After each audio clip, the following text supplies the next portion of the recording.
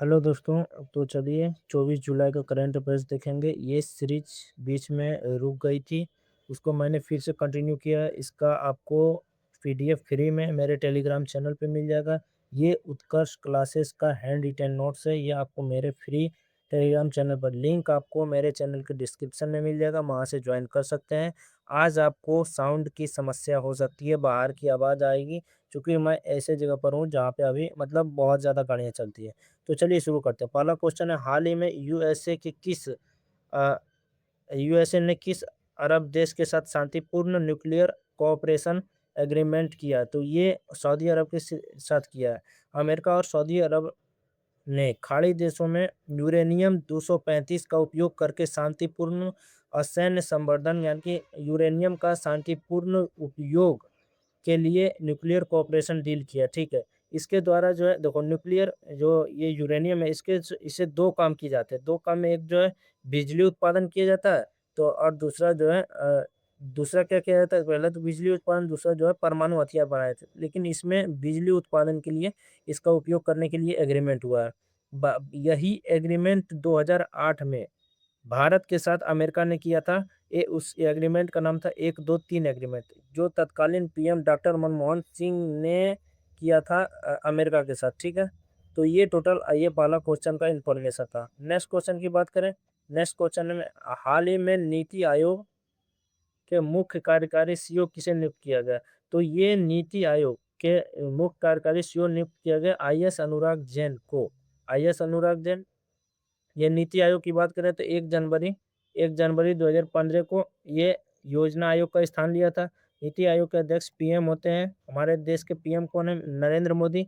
और नरेंद्र मोदी अभी पूरा न्यूज़ में है, क्योंकि आप जानते हैं दिल्ली प्रोटेस्ट चालू है।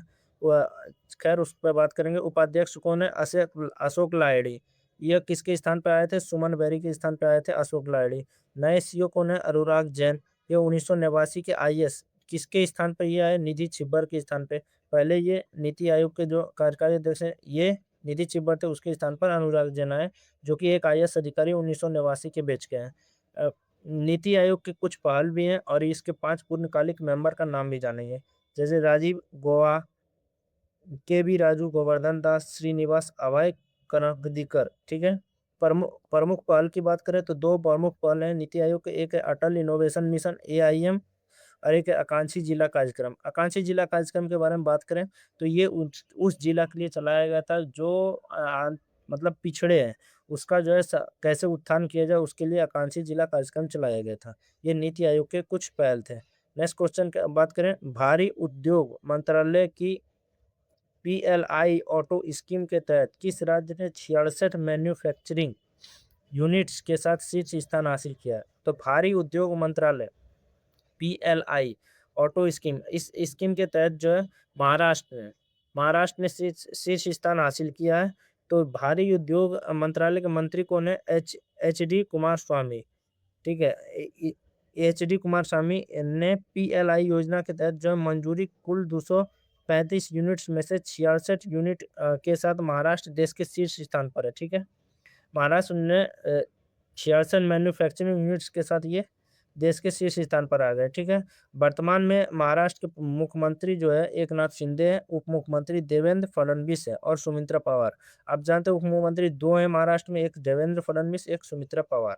नेक्स्ट क्वेश्चन की बात करें। नेक्स्ट क्वेश्चन है हमारा, हाल ही में हाल ही में इंटरनेट एवं मोबाइल एसोसिएशन ऑफ इंडिया ने e commerce council of India ने e commerce council of India कहाँ लॉन्च किया है? किसने लॉन्च किया है? तो internet and mobile association of India, IAMAI। इसमें कहाँ लॉन्च किया? तो बेंगलुरु में लॉन्च किया है। इसमें IAMAI की स्थापना कब हुई थी? 2004 में। इसका मुख्यालय मुंबई में है।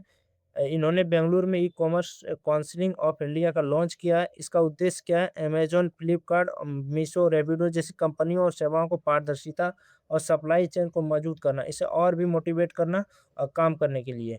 नेक्स्ट क्वेश्चन देखेंगे हम। नेक्स्ट क्वेश्चन है हमारा 5 नंबर का। 99.6% विद्युतीकरण विद्युतीकृत ब्रॉड गेज के साथ ब्रॉड गेज नेटवर्क के साथ भारत वैश्विक स्तर में इलेक्ट्रिफाइड रेलवे नेटवर्क में कौन सा स्थान है? तो ये सेकंड स्थान है। पहला स्थान जो है स्विट्जरलैंड का है, सेकंड स्थान हमारे भारत का है। भारत में 99.6% ब्रॉडगेज विद्युतीकरण हो गया। मेरे जितने भी रेलवे हैं वो विद्युतीकरण मतलब इलेक्ट्रिक से चलने लगे। बाकी 100% जो है स्विट्जरलैंड में 100% विद्युतीकरण हो चुका है। इंडियन रेलवे ने एक डाटा मतलब निकालने का एक अलग-अलग होता है। 2014 से 26 तक के बीच उन्होंने कहा कि 4872 किलोमीटर लाइन विद्युतीकरण हुआ है, जिससे कार्बन उत्सर्जन, ईंधन का आयात में कमी आएगी, जिससे हमारा आयात घटेगा क्योंकि हमारे पास कार्बन मतलब कोयला का जो है आयात घटेगा, कोयला का आयात ये सब मात्रा हमारे यहाँ कम है, इसलिए जो है ईंधन का आयात में कमी आएगी। ठीक है। भारत ने पहली हाइड्रोजन ट्रेन जींद से सोनीपत हरियाणा के बीच चलाई हाल ही में, कुछ दिन पहले ही ये न्यूज़ में था। नेक्स्ट क्वेश्चन की बात करें, हाल ही में राष्ट्रीय प्रसारण दिवस कब मनाया गया? नेशनल ब्रॉडकास्टिंग डे कब मनाया गया 2026? तो ये मनाया गया 23 जुलाई को। 23 जुलाई 1997 को बॉम्बे स्टेशन से देश में पहली बार रेडियो प्रसारण शुरू हुआ था, बॉम्बे स्टेशन से। 1936 में इसी का नाम जो है ऑल इंडिया रेडियो पड़ा था। 1956 में ये आकाशवाणी आकाशवाणी लॉन्च हुआ। इस आकाशवाणी का टैगलाइन है बहुजन हिताय। ये आकाशवाणी का टैगलाइन है। ये सब इम्पोर्टेंट क्वेश्चन है। ये सबको आपको याद रखना है। बहुजन हिताय बहुजन सुखाय इसका जो है आकाशवाणी का टैगलाइन है।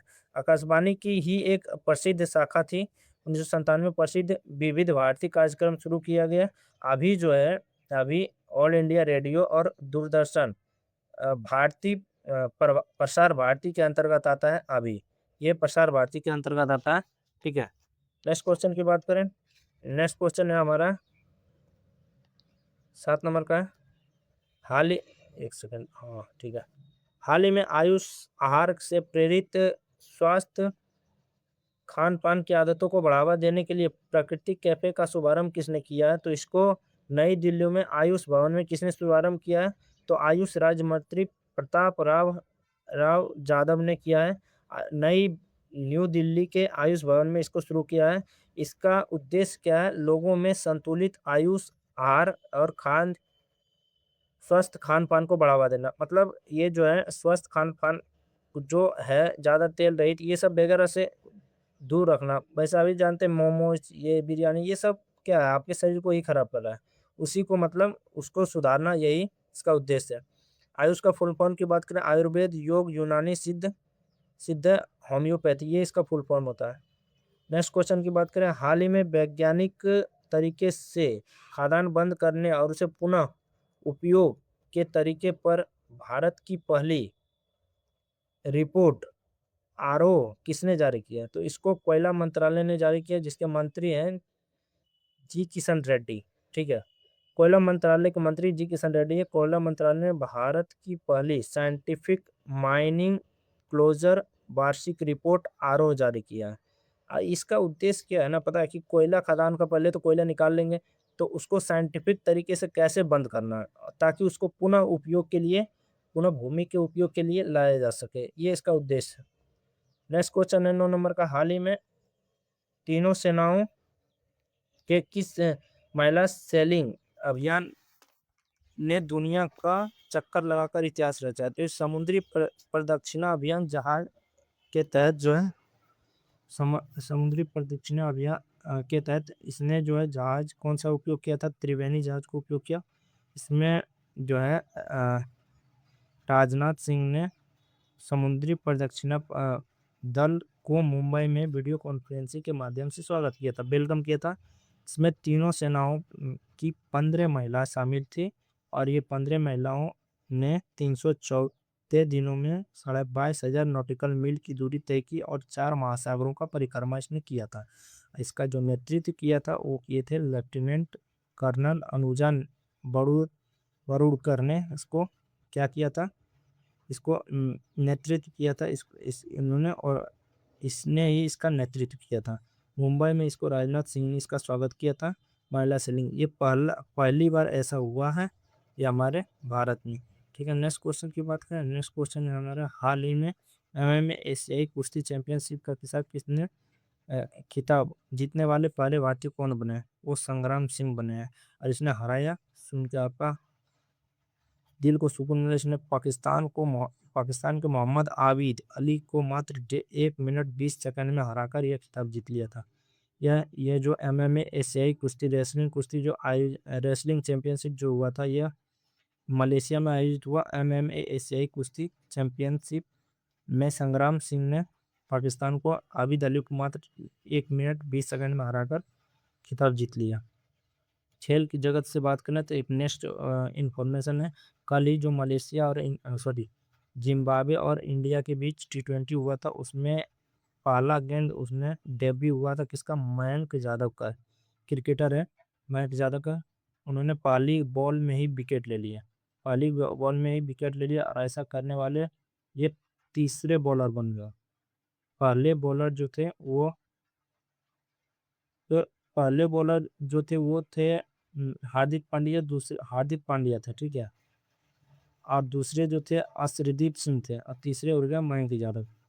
एक और न्यूज है, ईसा क्रिस, केरल की 8 वर्षीय बालिका मोरक्को स्थित माउंट टुबलक को फतह कर एशिया की सबसे कम उम्र के पर्वतारोही रिकॉर्ड बनाया इसने, ईसा क्रिस ने। कहाँ की है, तो ये है केरल की है 8 वर्षीय बालिका। एक और न्यूज है, जेम्स ऑफ इंडिया चैलेंज, सूचना और प्रसारण मंत्री अश्विनी वैष्णव द्वारा orange economy content creator YouTubers को बढ़ावा देने के लिए यह शुरू किया गया था, जेम्स ऑफ इंडिया चैनल। कैसा लगा वीडियो, कमेंट करें। और अगर आपका लिंक नहीं खुल रहा है टेलीग्राम पर, तो आप कमेंट करें, कमेंट में आपको लिंक मिल। ऐसा लगे कमेंट करें। Thank you, thanks for watching.